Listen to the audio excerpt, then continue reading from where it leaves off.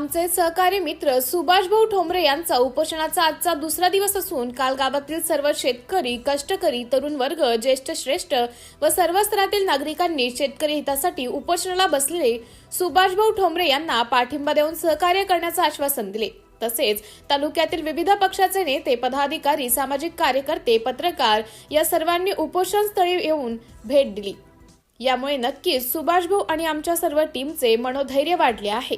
या पाठिंब्यामुळे व सहकार्याने आमचा आत्मविश्वास वाढला आहे। त्यामुळे सुभाषभाऊला यातून ऊर्जा मिळेल। पण मित्रांनो, आपली ही लढाई संपलेली नसून ही सुरुवात आहे। कारण शासन दरबारातून सरकारचे कुठलेच प्रतिनिधी उपोषण स्थळी अजूनपर्यंत तरी आले नाही।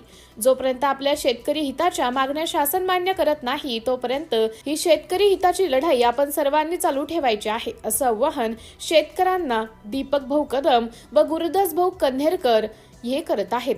विशेष सहकारी दीपक भाऊ कदम व गुरुदास भाऊ कन्हेरकर। जय जवान जय किसान।